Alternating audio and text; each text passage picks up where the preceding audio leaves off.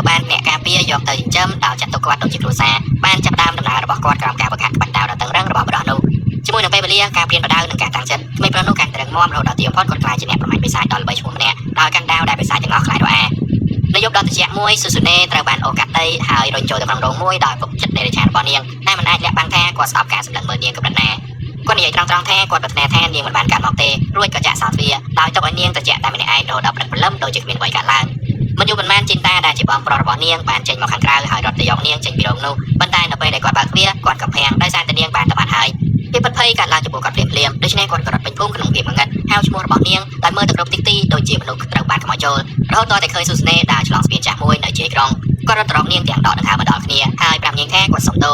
សដែលមិនបានឈររារាំងឪពុករបស់ពួកគេសុំទោសដែលខ្សោយពេកមិនអាចការពារនាងបានដោយដឹងច្បាស់ថាការប៉ុនប៉ងណាមួយនឹងធ្វើឲ្យគាត់មានបញ្ហាដូចគ្នាស៊ូស៊ូណេកើតមកមានភ្នែកបិសាចនៅក្នុងភូមិជប៉ុនមួយដែលត្រូវបានគេដាក់ឈ្មោះថាជាកូនដែលត្រូវបណ្ដាសាជាយូរមកហើយត្រូវបានចាត់ទុកមិនខុសពីសត្វល្អិតដែលគ្មានតម្លៃនោះទេតែដឹងថាជោគវាសនារបស់នាងត្រូវបានភ្ជាប់ជាមួយនឹងទុក្ខវេទនាបែបនេះនាងប្រាប់ជីនតាឲ្យត្រឡប់ទៅផ្ទះដោយគ្មាននាងបន្ទាប់ពីស្ងាត់អស់មួយសន្ទុះជីនតាដែលពោពេញទៅដោយក្តីស្រឡាញ់ចំពោះបងស្រីរបស់គាត់បានប្រកាសថាគាត់ស្រឡាញ់នាងច្រើនជាងក្រុមគ្រួសាររបស់ពួកគេដូច្នេះគាត់ក៏ចាប់ដៃរបស់នាងហើយបងនាងរត់ចេញជាមួយគាត់ពួកគេរត់ចេញជាមួយគ្នាដោយមិនដឹងថាពួកគេនឹងត្រូវទៅណានោះទេដោយដឹងត្រឹមតែចាក់ចេញឲ្យផុតពីភូមិនេះភ្លៀងធ្លាក់កាន់តែខ្លាំងហើយភាពត្រជាក់បានជ្រាបចូលទៅជ្រៅក្នុងស្បែករបស់ពួកគេនៅទីបំផុតជីនតាបានរកឃើញអគារដែលបាក់បែកមួយហើយពួកគេក៏លូនចូលទៅខាងក្នុងទាំងសើមនិងញ័រទៅត្រើតដូច្នេះពួកគេក៏អោបគ្នាដើម្បីភាពកក់ក្ដៅស៊ូស៊ូណេសម្លាប់មុនហើយខណៈដែលជីតារៀបនឹងសម្លាប់ដែរគាត់ក៏សម្គាល់ឃើញប្រុសម្នាក់ដើរមកជិតហើយជីតាឮគាត់និយាយបែបមួយអំពីការយកពួកគេទៅចិញ្ចឹមរឿងបន្ទាប់ដែលជីតាដឹងគឺគាត់ដឹងខ្លួននៅលើខ្នងរបស់ប្រុសនោះដោយនៅតែអង្គុយដេកនៅឡើយស៊ូស៊ូណេដើរស្ងាត់ៗនៅក្បែរគាត់ខណៈដែលកំពុងកាន់ដៃប្រុសនោះតែមានអារម្មណ៍ធូរចិត្តពេលឃើញជីតាភ្ញាក់ប្រុសនោះក៏ដាក់ជីតាចុះហើយពួកគេក៏បន្តដំណើររហូតដល់ពួកគេទៅដល់ភូមិរបស់ប្រុសនោះដែលមានឈ្មោះថាកាដូណូជាសហគមន៍មួយដែលពោពេញទៅដោយជាងដែកដែលល្បីឈ្មោះក្នុងការធ្វើដាវកាតាណាប្រុសនោះបាននាំជីតានិងស៊ូស៊ូណេទៅកាន់ផ្ទះរបស់គាត់ហើយភ្លាមៗនៅពេលដែលបើកទ្វារកូនស្រីរបស់គាត់ក៏ស្ទុះចេញមកស្វាគមន៍គាត់ដោយចង់ដឹងពីក្មេងពីរនាក់ដែលនៅពីក្រោយគាត់ប្រុសនោះក៏ប្រាប់នាងថាជីតានិងស៊ូស៊ូណេនឹងរស់នៅជាមួយនឹងពួកគេគាត់សួរកូនស្រីរបស់គាត់ថាតើនាងមានបញ្ហាជាមួយនឹងរឿងនេះដែរទេហើយនាងក៏ញញឹមដោយរំភើបដែលមានមិត្តថ្មីលេងជាមួយនឹងនាងចូលទៅចិត្តជីនតាយ៉ាងទះសាហើយណែនាំខ្លួននាងឈ្មោះថាសេរាយូគីហើយសង្ឃឹមថាពួកគេទាំង3នឹងមានភាពចុះសម្រុងគ្នាល្អចាប់តាំងពីពេលនេះតទៅយប់នោះជីនតាគេមិនលក់ដូច្នេះម៉ូតូអារុសួរថាតើមានអ្វីរំខានគាត់មែនទេម៉ូតូអារុអង្គុយក្បែរនោះសម្អាតដាវរបស់គាត់ដូច្នេះជីនតាក៏សួរថាតើម៉ូតូអារុជាសាមរ៉ាយមែនទេប៉ុន្តែម៉ូតូអារុនិយាយថាគាត់មិនមែនទេគាត់ប្រាប់ជីនតាថាគាត់តាមពិតជាអ្នកការពារហើយការងាររបស់គាត់គឺការពារមនុស្សនិងកន្លែងដែលសំខាន់បំផុតក្រោយមកជីនតានិងស៊ូស៊ូណេបានចេញទៅមាត់ទន្លេជាកន្លែងដែលពួកគេជួបជាមួយនឹងសេរាយូគីនិងឈីតូសនៅតាមផ្លូវត្រឡប់ទៅផ្ទះវិញជីនតាបានលើកឡើងអំពីយូកេសដែលជាម្ដាយរបស់សេរាយូគីដែលបានជួយគាត់និងស៊ូស៊ូណេបានស្នាក់នៅក្នុងភូមិសេរាយូគីបញ្យល់ថាយូកេសមិនគ្រាន់តែជាម្ដាយរបស់នាងទេតែនាងគឺជាព្រះនាងនៃទីសក្ការៈបូជាអ៊ីតស៊ូគីហ៊ីមដែលត្រូវបានជ្រើសរើសដោយអាទិទេពភ្លើងហើយគ្មាននរណាម្នាក់ត្រូវបានអនុញ្ញាតឲ្យឃើញនាងឡើយលើកលែងតែមេភូមិនិងអ្នកការពាររបស់នាងដែលជាប្តីរបស់នាងម៉ូតូអារុនោះឯង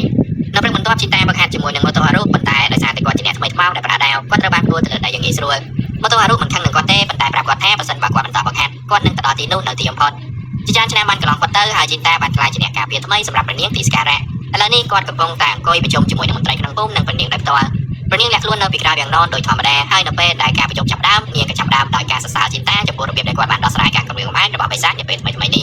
ជីនតារក្សាភាពដាក់ខ្លួនរបស់គាត់ហើយនិយាយថាគាត់គ្រាន់តែធ្វើកាតព្វកិច្ចរបស់គាត់ប៉ុណ្ណោះបិសាចចុងក្រោយដែលគាត់បានប្រយុទ្ធជាមួយបានប្រើរូបរាងជាមនុស្សហើយព្យាយាមលួចចូលមកក្នុងភូមិមន្ត្រីម្នាក់ចាប់ផ្ដើមមានអារម្មណ៍មិនស្រួលចិត្តបន្ទាប់ពីឮដូច្នេះហើយអ្នកផ្សេងទៀតសួរជីនតាថាតើគាត់ដឹងពីមូលហេតុដែលបិសាចធ្វើរឿងបែបនេះឬអត់ប្រុសម្នាក់ណែនាំថាបិសាចអាចនឹងមករកព្រះនាងទីសក្ការៈព្រោះមានរឿងព្រេងនិទានថាប្រសិនបើបិសាចបានស៊ីថ្លើមរបស់ព្រះនាងវានឹងក្លាយទៅជាអមតៈប៉ុន្តែបិសាចក៏អាចមកតាមរកដាវយ៉ារ៉ៃផងដែរដាវនោះត្រូវបានបកគោលទៅព្រះនាងទីសក្ការៈជាច្រើនចំនួនមកហើយវាជាវត្ថុបុរាណដ៏សំខាន់ដូច្នេះវាសមហេតុផលដែលថាបិសាចក៏កំណត់គោលដៅលើវាផងដែរម្នាក់ក្នុងចំណោមពួកគេបន្ថែមថាដាវយ៉ារ៉ៃត្រូវបានបង្កើតឡើងដោយជាងដែកដែលមានចំណេញបំផុតក្នុងប្រវត្តិសាស្ត្រដែលបានកត់ត្រាហើយវាមានពាក្យចាមរាមថាមានថាមពលអាកំបាំងឃុំនៅខាងក្នុងនោះបើមានបិសាចតាមរកវាពិតមែននោះអ្វីៗអាចនឹងអាក្រក់សម្រាប់ភូមិដូច្នេះមេភូមិប្រាប់ឲ្យគ្រប់គ្នាប្រុងប្រយ័ត្នប៉ុន្តែគេយកមកសារហាក់មិនមានការព្រួយបារម្ភអ្វីទាំងអស់គាត់និយាយថាគ្មានអ្វីដែលត្រូវខ្លាចនោះទេដោយសារគាត់នឹងជីនតាកំពុងការពារព្រះនាងប៉ុន្តែបន្ទាប់មកគាត់បាននិយាយថាគាត់គិតថាជីនតាមិនស័ក្តិសមសម្រាប់ការងារនេះទេវាធ្វើឲ្យជីនតាច្រឡំបន្តិចហើយអ្នកទាំងពីរមើលទៅហាក់ដូចជាចង់ឆ្លោះគ្នាប៉ុន្តែមុននឹងរឿងបែកឆ្ងាយមេភូមិក៏បាននិយាយឡើងរួមជាមួយនឹងព្រះនាងហើយប្រាប់អ្នកទាំងពីរឲ្យឈប់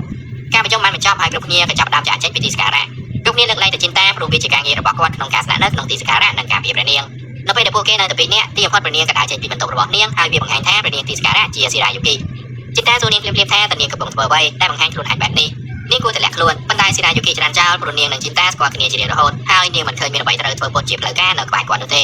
នាងនិយាយតែធម្មតាថាស៊ូស៊ូណេក៏នៅទីនេះដែរតែធ្វើឲ្យជីតាភ្ញាក់ផ្អើលភ្លាមៗទីសក្ការៈត្រូវបានសន្មតថាមិនមានការអនុញ្ញាតសម្រាប់អ្នកខាងក្រៅទេជាពិសេសអ្នកភូមិធម្មតាដូចជាស៊ូស៊ូណេដូច្នេះនាងមិនគួរនៅទីនេះទាល់តែសោះ